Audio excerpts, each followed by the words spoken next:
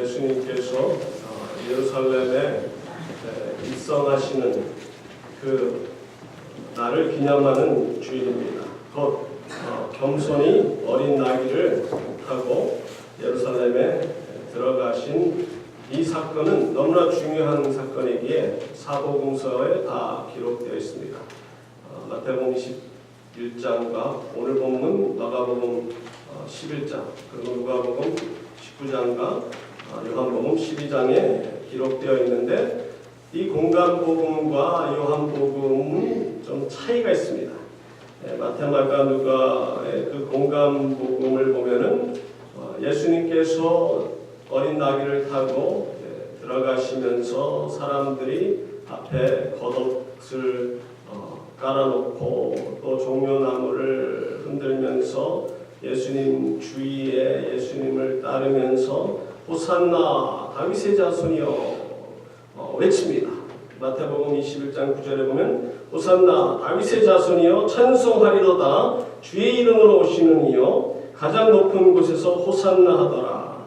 이 호산나라는 단어는 영어로 말하면 save us now, 지금 우리를 구원하소서.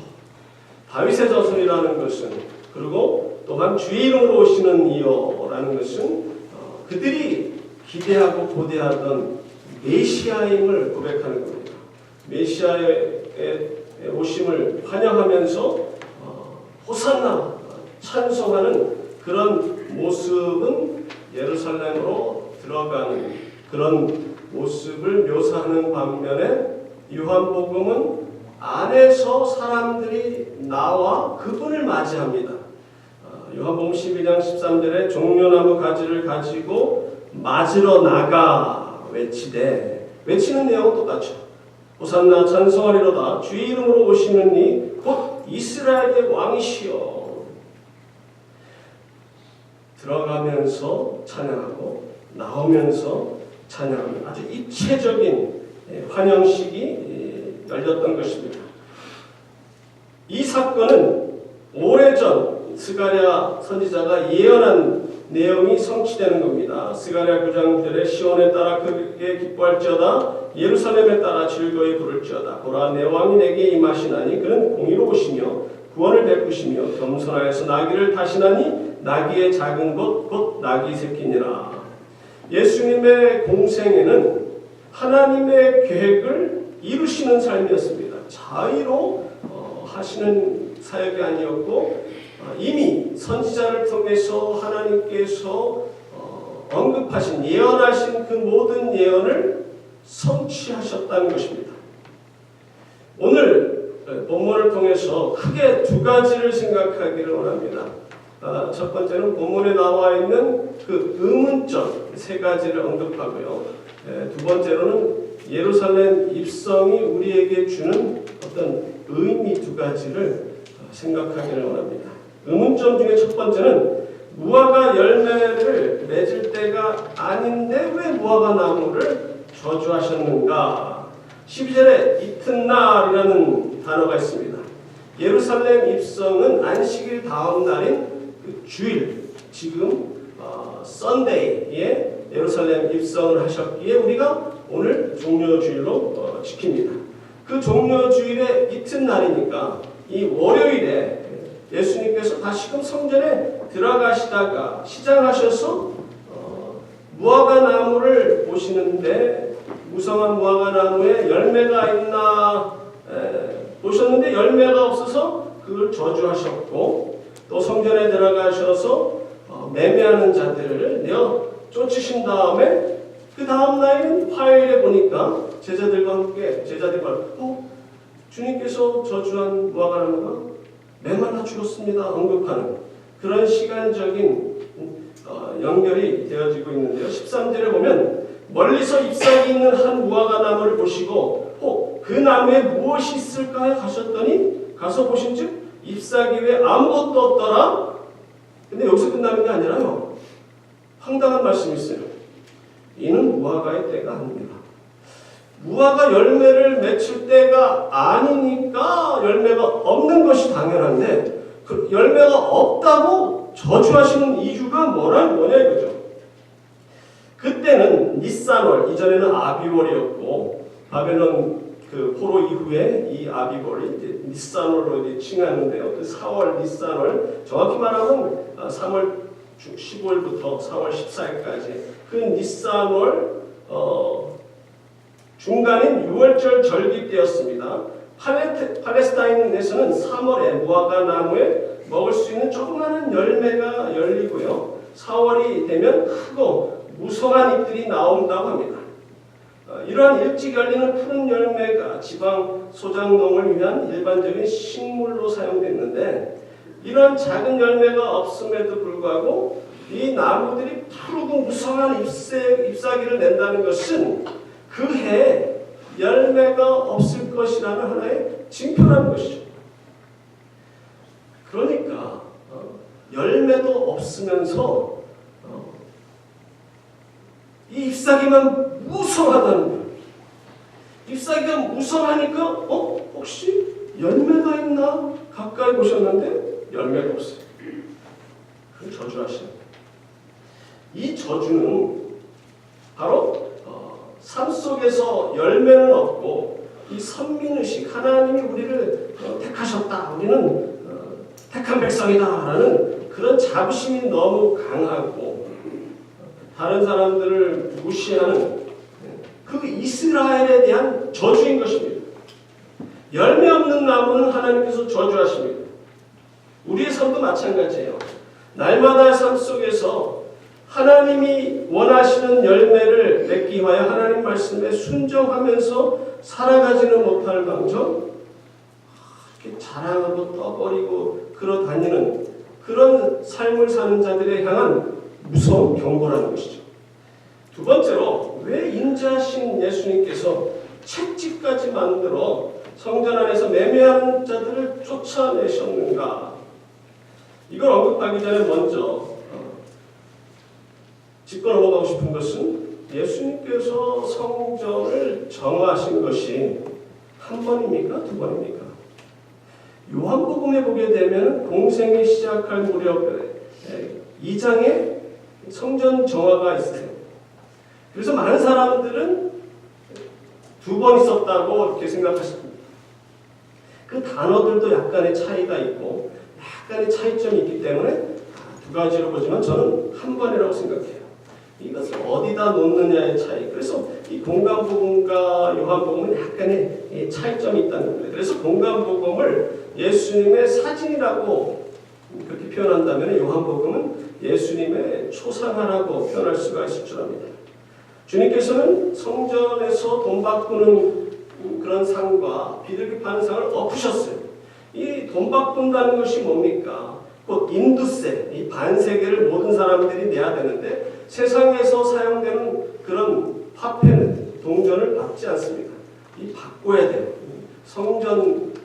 성전에서 사용하는 그 화폐로 바꿔서 하나님 앞에 드리는 그런 상, 돈 바꾸는 그 상을 엎으셨고 비둘기 파는 그런 것을 엎으셨다는 건데 신명기 14장 24절에 보게 되면 하나님께서 만약에 너희가 예루살렘에서 먼 곳에 살면서 하나님 앞에 제사를 드릴 때 동물들을 가지고 오다 보면 그 동물들이 지쳐서 병들 수도 있고 죽을 수도 있어서 그들을 위해서 돈을 가지고 와서 그 성전이라는 것은 성전 마당입니다.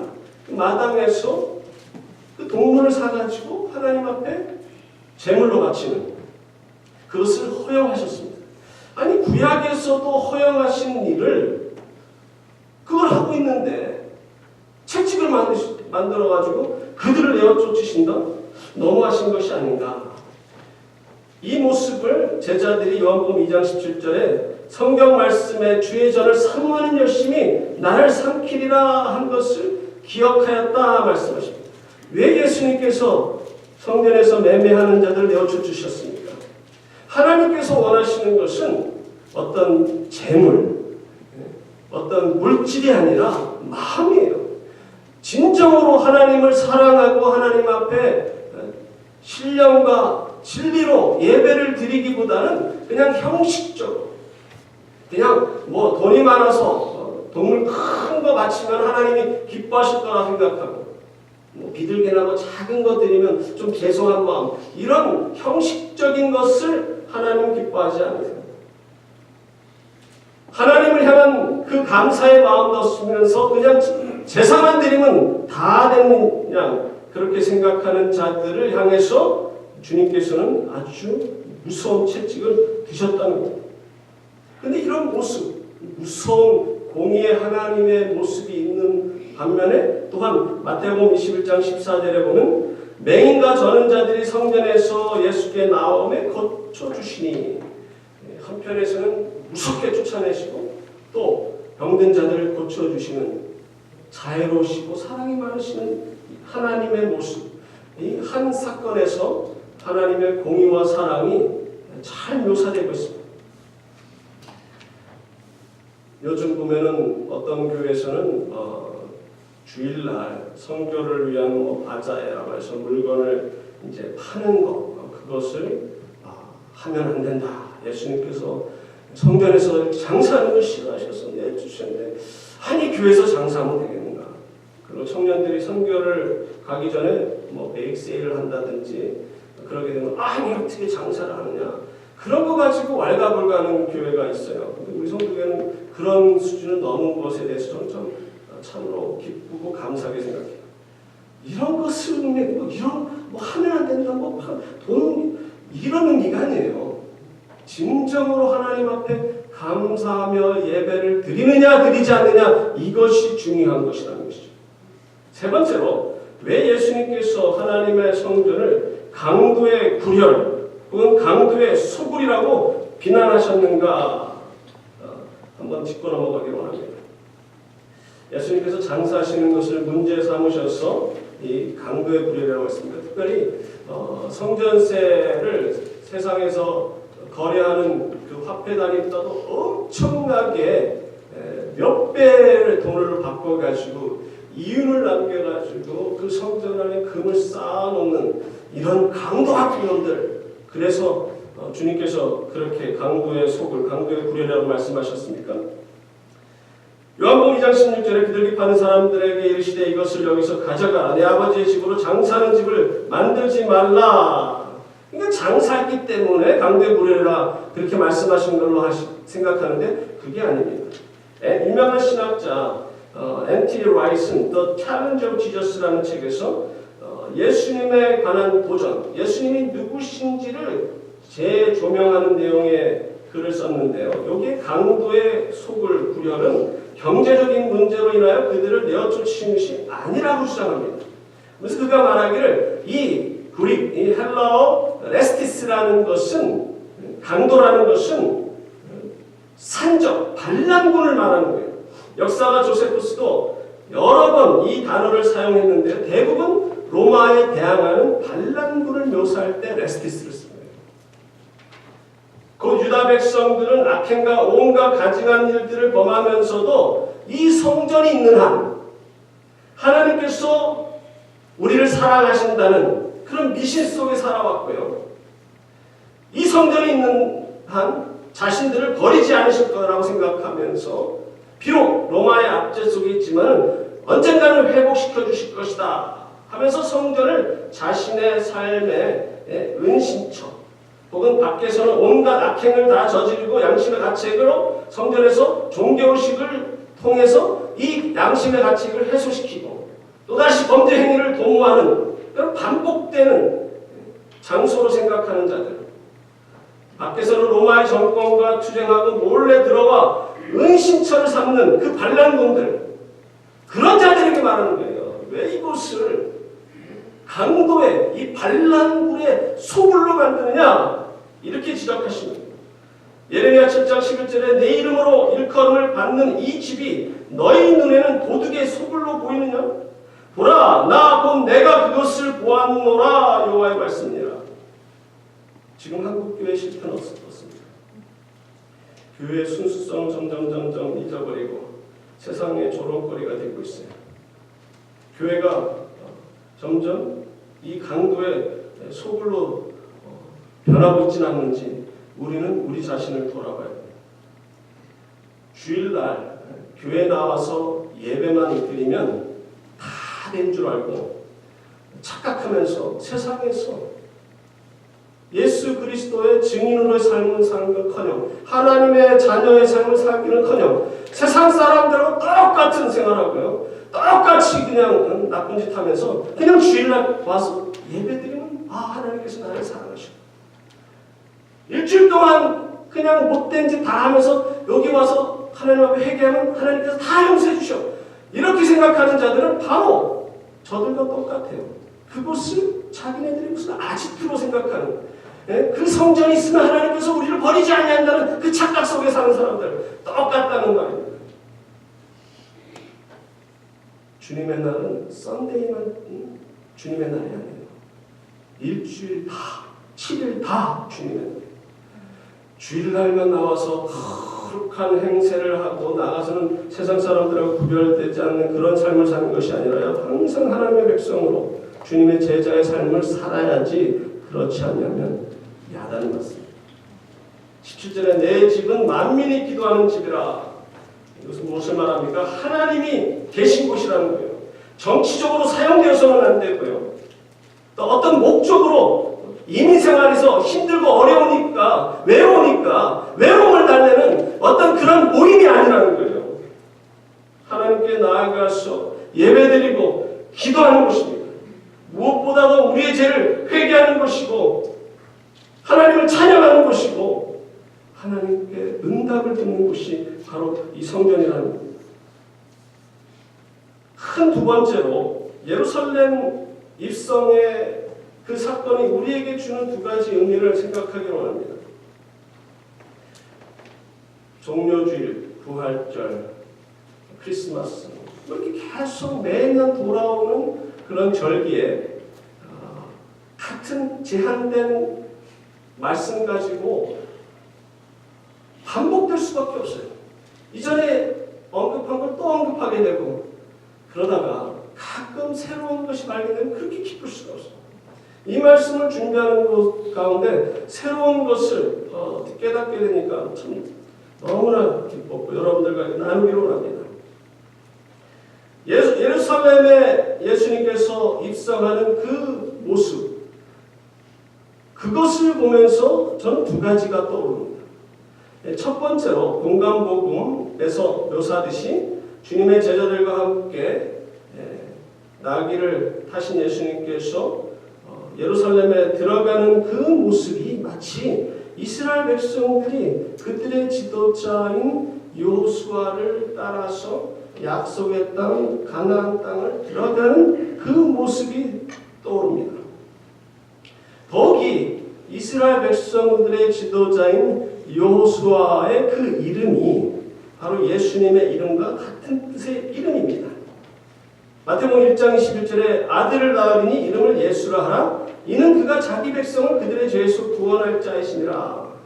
예수님의 존함이 바로 당신의 백성들을 죄에서 구원하실 자인 것처럼 여호수아의 이름 또한 구원자라는 거예요.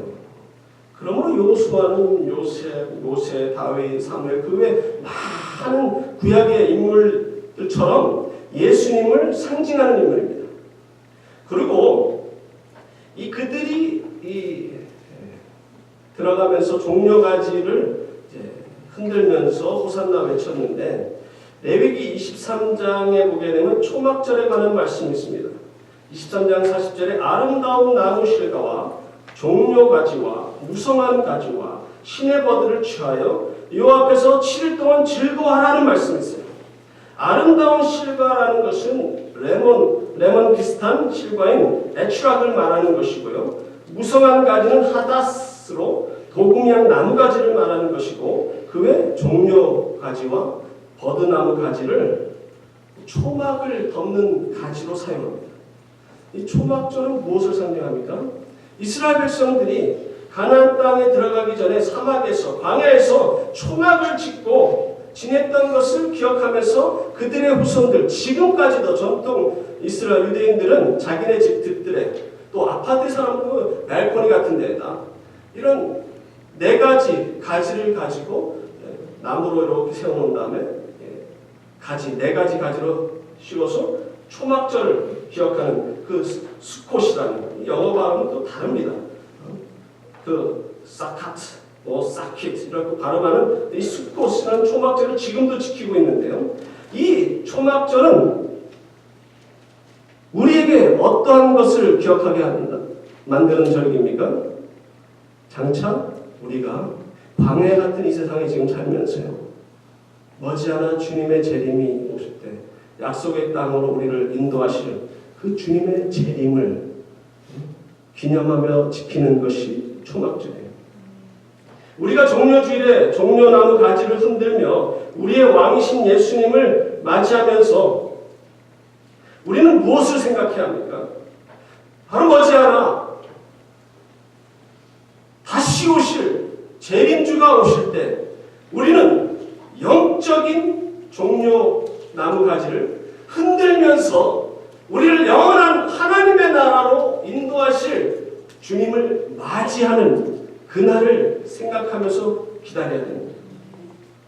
두 번째로 요한복음이 다른 공간복음과 달리 예루살렘 안에 있는 사람들이 예수님이 들어오시는 것을 맞이하듯이 여러분과 제가 바로 우리를 구원하시고자 이 땅에 오신 예수님이 우리의 죄 문제를 해결해 주실 구세주실 뿐만 아니라 우리의 삶의 왕으로 인정해서 우리 마음에 받아들이는 그런 모습이 연상됩니다.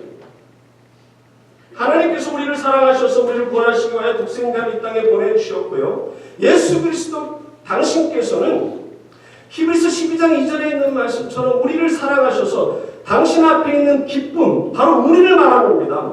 우리를 사랑하셔서 우리를 위해서 십자가에서 보혈의 피를 흘려주셨고 그 피가 우리의 죄 문제를 해결해 준다는 것을 믿는 모든 자들을 영원한 하나님의 나라로 들어가게 하는 축복을 내려주셨습니다. 왕으로 영접한 자들에게, 주님을 영접한 자들에게. 그러면 이런 축복을 받은 자들이 이제 머지않아 다시 오실 주님이 이 땅에 오셔서 우리를 영원한 나라로 데려가실 것을 확신합니다. 그렇다면 그날, 주님의 재림의 날, 혹은 우리가 주님이 부르시는 그 날까지 우리는 어떤 삶을 살아야 될까요? 바로 열매 맺는 삶을 살아야 돼요. 열매를 맺기 위해서는요, 이 무화과 나무처럼 열매 없는 그런 나무처럼 그런 외식하고 형식주의에 빠져서는 안 되고요. 자신의 사리사욕에 눈이 멀어서 하나님이 원하시는 예배가 아니라 성전만 있으면 다 된다. 주일날 나와서 예배만 드리면 다 된다라고 잘못된 생각을 타파해버리고요. 허탄한 생각을 버리고 물질을 사랑하는 마음을 버리고 하나님만 바라보며 우리의 왕이신 예수님 따라가는 삶을 살면서 말씀을 순종해야 열매를 맺을 수가 있습니다. 이스라엘 백성들이 가나안 땅에 들어가면서 가나안 땅은 무엇이 흐르는 땅이라고요? 젖과 꿀이 흐르는 땅이에요. 여러분들, 저는 성지순례를 못 가봤습니다만 여러분들과 저는 상식적으로 알듯이 그곳은요, 옥토가 아니에요. 박토입니다. 사막이 많습니다. 그런데 젖과 꿀이 흐르는 땅이라. 왜 그것을 젖과 꿀이 흐르는 땅이라고 말합니까? 그곳에는요, 경작을 할 수 있는 면적이 전체 5분의 1밖에 안 돼요. 물이 부족해서요. 1년 강수량이 우리 한국의 40분의 1도 안 되는 그런 사막 지역인데 1960년대 세계 최초로 방울 물줄기라는 드립 이리게이션이라는 획기적인 기술을 발명해서 이스라엘 2007년부터 2014년 동안 대통령으로 있었던 시몬 페레스가 말한 것처럼 불모의 사막 이스라엘에서 25년 동안 농업 생산성이 16배나 증가한 것은 농업이 다른 산업보다 혁신적이라는 믿음에서 나온다. 농업은 95%가 기술이고 5%가 노동이다. 하이텍 강국 이스라엘은 농업에서 시작되었다. 이렇게 말한 것처럼요. 이 척박한 땅을 그 기술로 인해서요, 엄청난 농업 수확을 얻었고 이 기술을 다른 나라에 제공하고 팔므로써 많은 수익을 올리는 대단한 민족입니다. 그럼 이런 땅을 왜 젖과 꿀은 꿀이 흐르는 땅이라고 그랬는가? 구약 시대 때는 젖과 꿀이 흐르고는 이 참 옥토였는데 시간이 지나다 보니까 뭐 전쟁도 막 그래도 박토가 되는 것인가? 그게 아니라요. 그 의미는 이 젖은 무화과 열매에서 나오는 액을 이야기하는 것이고 이 꿀은 종려나무 즉 대추야자나무 열매에서 나오는 꿀을 말하는 것입니다. 이스라엘 백성들이 가나안에 들어왔을 때 눈에 띄는 나무 열매 두 가지가 바로 이 두 가지라는 거예요. 무화과나무, 종려나무. 약간 덜 익은 무화과 열매를 따서 손으로 짜면 하얀 즙이 나오는데 그 즙이 마치 양이나 염소의 젖처럼 희고 신선한 젖이라고 부릅니다. 그것을 짜서 마시면 목마름을 해결할 수가 있다고 합니다. 그리고 꿀은 종려나무 열매 즉 대추야자 나무에서 나오는 그 진액을 말하는 건데 그 꿀은 우리의 몸에 에너지를 주는 역할을 하고 그 열매의 단맛은 이 척박한 땅을 살아가는데 큰 힘을 제공하는 에너지 그 자체라는 것이죠. 본문에서 예수님이 예루살렘 입성하실 때 사람들이 종려나무 가지를 흔든 것이나 예수님께서 무화과 나무를 저주하는 것은 그냥 우연히 일어난 사건이 아니라는 겁니다. 바로 그 땅이 구약에서 말씀하시는 젖과 꿀이 흐르는 땅이에요. 바로 그분이 우리를 젖과 꿀이 흐르는 땅으로 인도하실 구세주시며 우리의 왕이시라는 것을 보여주는 거예요. 여러분들이 따뜻한 그 플로리다나 하와이 같은 데 가면 제일 먼저 눈에 떠오르는 공항에 딱 내리면서 또 차 타고 가면서 제일 먼저 눈에 띄는 것이 뭡니까? 아주 높은 야자수나무. 그게 바로 종려나무과에 속하는 거거든요. 종려나무의 수명은 약 200년이며 300m까지 자라고 그 꼭대기는 다발을 이루고 있는 웅장한 가지와 풍성한 열매를 맺고 있습니다. 이것은 아름다움과 번영의 상징이며 척박한 사막에서도 항상 푸른 잎들이 뻗어나가 있다는 겁니다. 만약에 어떤 사람이 물 없는 사막에서 유리하고 방황하다가 죽음의 문턱에 다다랐는데 이 야자수 이런 종려나무가 목격된다면 그건 산사입니다. 거기에는 지하에 물과 연결되어서 물이 있다는 것을 말합니다. 이 야자수, 종려나무가 있는 오아시스를 발견하게 되는 것이죠. 마찬가지로 이 척박한 사막과 같은 우리의 인생길에서 우리가 예수님을 만나는 순간 오아시스를 발견하는 거예요. 생명샘을 발견하는 겁니다. 그분이 허락하시는 그 생명수를 마시면서 우리는 살았다 외칠 수가 있는 거예요. 이 은혜를 받은 예수님을 나의 구세주로 왕으로 모신 우리의 삶은 이후로의 삶은 아직도 척박한 세상에서 죽음의 그 그늘진 땅에서 살아가는 그 불쌍한 영혼들에게 이 오아시스를 전하는 거예요. 예수님을 전하는 복음의 메시지를 전하는 사역을 감당할 뿐만 아니라 그 떼약볕 아주 각박한 이 이민 생활에서 그들에게 그늘이 되어줘야 돼요. 그것이 우리 교회가 해야 될 사역이고 여러분들이 해야 될 사역입니다. 힘들고 어려운 자들에게 안식처를 제공해 주셔야 돼요. 말씀을 맺기 전에 시편 92편의 말씀을 읽고 말씀을 맺을까 합니다. 12절부터 15절까지 있는 말씀. 의인은 종려나무같이 번성하며 레바논의 백향목같이 성장하리로다. 이는 여호와의 집에 심겼으며 우리 하나님의 뜰 안에서 번성하리로다. 그는 늙어도 여전히 결실하며 진액이 풍족하고 빛이 청청하니 여호와의 정직하심과 나의 바위 되심과 그에게는 불의가 없음이 선포되리로다. 여러분들이 하시는 모든 일들과 여러분들의 자녀들이 이 종려나무 가지처럼 높이 뻗어나가듯이 크게 성장하시고 여러분들의 자녀들이 이름을 날리는 그런 축복을 누리시기를 바랍니다. 여러분들이 비록 나이가 많아도 여전히 결실하며 진액이 풍족하고 빛이 청청하듯이 건강을 누리시기를 바랍니다. 근데 사실 우리는 우리의 몸이 또 우리의 사업이 잘 안 되고 우리 자녀들이 골칫석이고 우리 몸이 점점 약해지고 삶 속에서 어려움이 계속 된다 할지라도 우리는 그거 이상의 축복을 누리고 살아가는 하나님의 백성입니다. 우리가 예수님을 나의 구세주로 나의 왕으로 모신 이후에 그분, 반석되시는 그분 위에서 믿음이 자라납니다.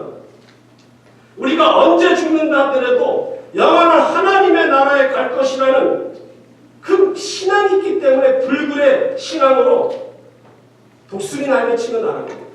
생활이 아무리 어려워도 상관없어요. 사업이 잘 안 돼도 괜찮습니다. 우리 몸이 약해져도 괜찮습니다. 이미 우리는 축복을 받은 자들이에요. 그렇기 때문에 이미 우리는 하나님의 그 은혜, 이 젖과 꿀이 흐르는 그런 축복을 누리기 때문에 성령 안에서 기름 부음을 받았기 때문에 우리는 승리한 군사로서 날마다 기뻐하며 날마다 감사하면서 나의 왕 나의 구세주를 모시면서 복음을 전하는 겁니다. 세상에 나가서 복음을 전하면서 아직도 어둠 속에 있는 자들에게 빛을 발하고 또한 사랑으로 감싸주면서 함께 하나님 앞에 나아감으로 주님 앞에 섰을 때 큰 칭찬 받으시는 여러분과 제가 되기를 간절히 소망합니다. 같이 기도하시겠습니다. 고마우신 하나님 아버지,